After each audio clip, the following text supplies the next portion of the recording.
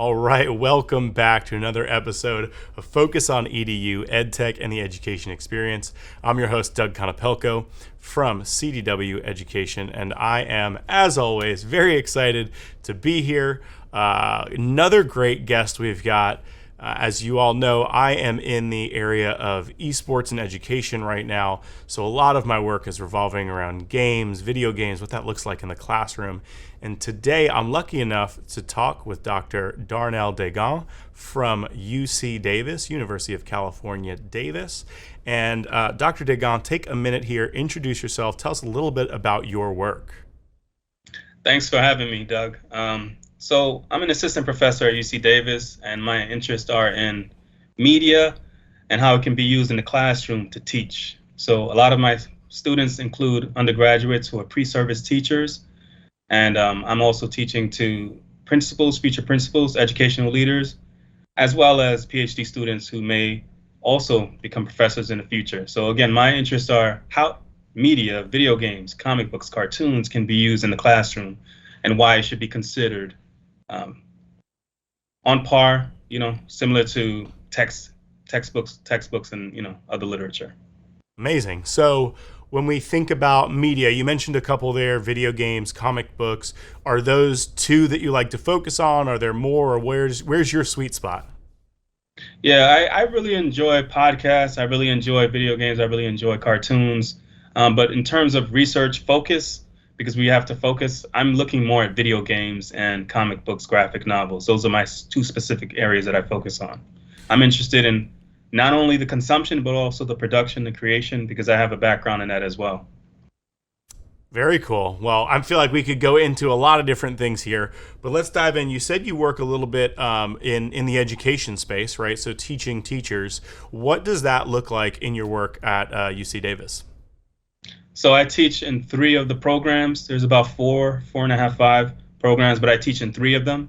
I teach to undergraduate students. So at Games for Change, I'll be talking about some of my experiences in that space. So where I'm teaching them about how video games, podcasts, cartoons, other mediums can be used in addition to the textbook.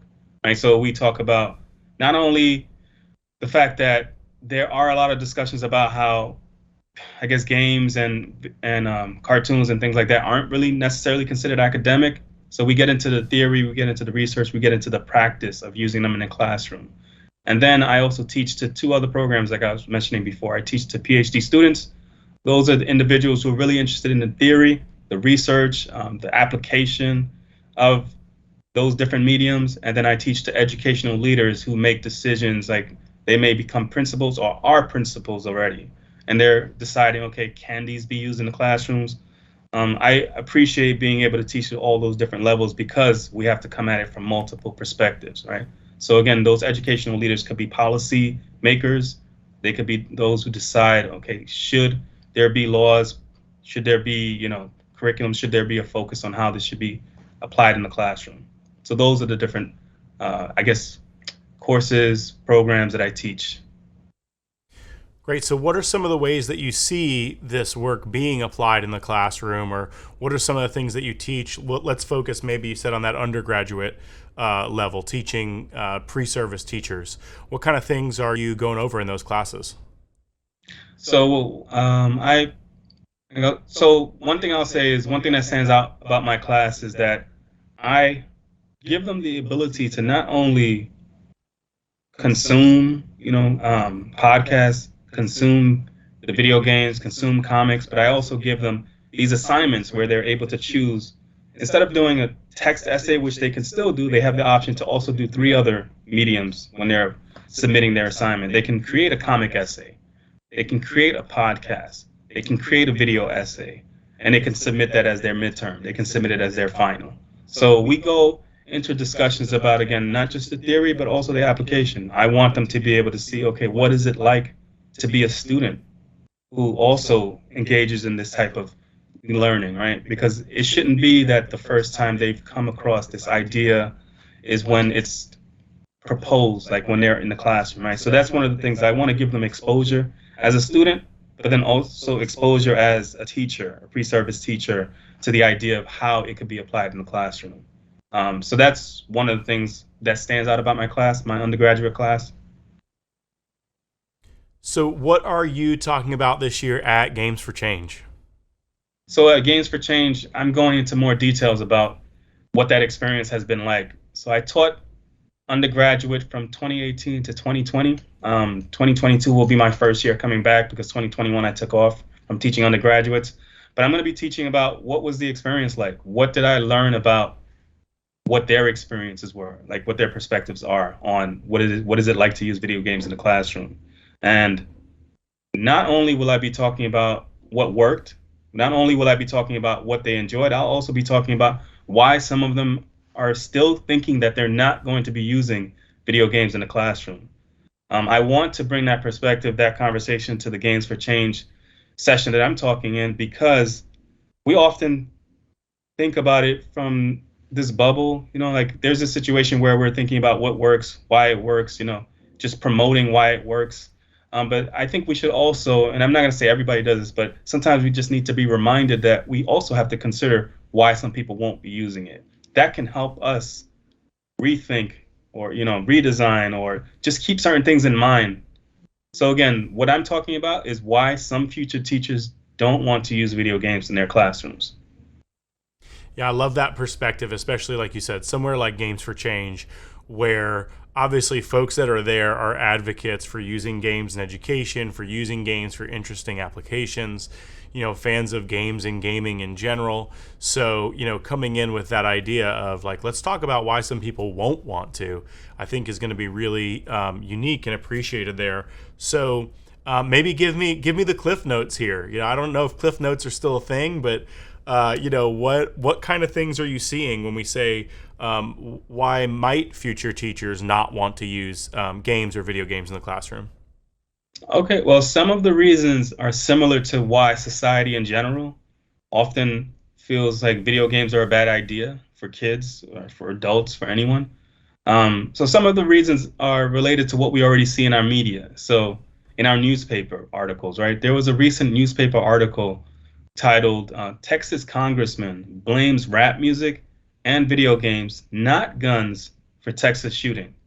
Another article was directly quoting or discussing the perspective from a game designer, right? Like, so it wasn't even just the public or a politician saying this. So one article said that a former World of Warcraft designer blames video games that use modern day firearms to shoot other humans for the Uvalde, Texas school shooting. So some of the reasons are related to what we already are aware of, but sometimes we're not realizing that teachers are also absorbing this, right? Like, even if they take my class, it's not going to make it so that they no longer feel like, video games could be a concern to them, right? They're still going to be influenced by what's constantly coming from other sources, right? So again, they're being influenced by what everybody else is being influenced by. But another thing that influences them is their own perspectives in the classroom, their own experiences in the classroom. So if they have to already deal with trying to control a classroom, especially for early career teachers, right? They're already trying to figure out how to do certain things in the classroom. They're going to be more concerned about that. So if they're not receiving official formal training on how to use video games in the classroom or how to have a multimodal approach, which is the use of multiple modes, multiple mediums in the classroom, then they're going to feel like, no, this is not what I'm going to be doing. I'm going to be doing what everybody else is doing because everybody else is doing it, and there must be a reason why everybody else is doing it. So yeah, so they're influenced by what everybody else is influenced by, but they're also influenced by their experiences in the classroom. And the only way that they can get around that is if there's introduction early on, like what many professors are doing in their classrooms down in schools of education, where they're trying to teach them about these different uses, different ways to use video games in the classroom, and ongoing consistent training, even when they're in-service teachers, even when they're already teachers in the classroom. So what are some strategies that you use or that you talk about with your students to be able to fold something like this into their work?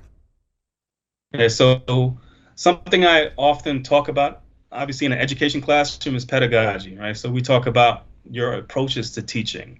One of the approaches is called critical media literacy. And critical media literacy requires you to really think about not just the use of media, not just the arts based or ideas of, the different mediums and how you read and produce media and, what's considered literacy. It also requires you to think about and talk about what the content is. So I really appreciate critical media literacy because it allows students to get engaged in conversations with their teachers about why they're concerned about something. Like if they come across a game and, they're thinking, and I'm talking more from education perspective, pre-service teachers, is they're thinking, I don't want to use these games in the classroom because, the women are scantily clad, or there's all these stereotypes, or there's not enough avatars that reflect a diverse population, right? Like there's only avatars that are specifically for specific groups. Then we could talk about that, and we could talk about how can you make this into an educational lesson? How can you make it reflect the real world? How can you inspire the students to say, okay, well, how could I create a lesson plan that teaches them about this, right? Like teaches them how to overcome it, to push back on it, right? So the whole idea about the critical part is that they're not just passively digesting, regurgitating, what they're learning in the classroom. They're critically thinking about it, and then they're able to think about, okay, what lenses can I use so that I can say, okay, I want to change this. What can I do to change this? How can I? So I'll end with this. One example is this whole discussion about fake news, right? Like all these discussions about what's real and what's not real. You could use that as an opportunity to say, okay, what part of the conversation is true? What part of the conversation about what is you're seeing in the video games is harmful or not harmful, and what can you do about it? All right. So this has been really interesting. Love hearing about and learning about your work. I know that, I found your work through the Games for Change conference. What are some either other conferences or events or maybe things that you enjoy learning from or being able to share your learning in?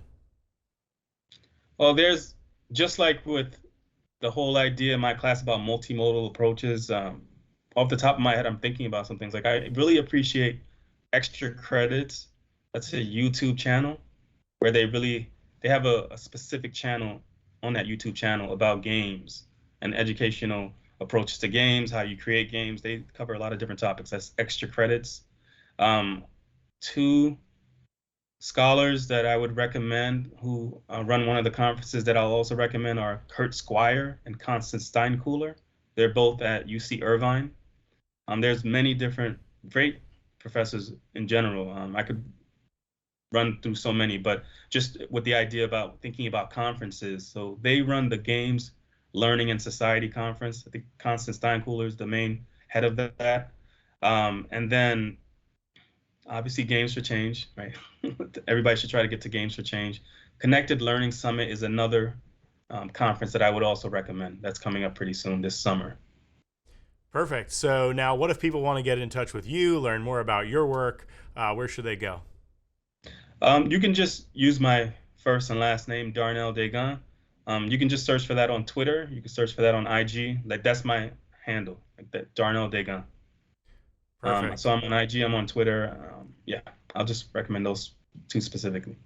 Sounds great. Well, thank you. Thank you for your time today. Thank you for sharing some of your story with us, and we look forward to learning more from you in the future. Thank you. I appreciate this. Thanks for joining us today. Don't forget to like and subscribe so that you can be notified whenever we post new content. Looking forward to seeing you next time.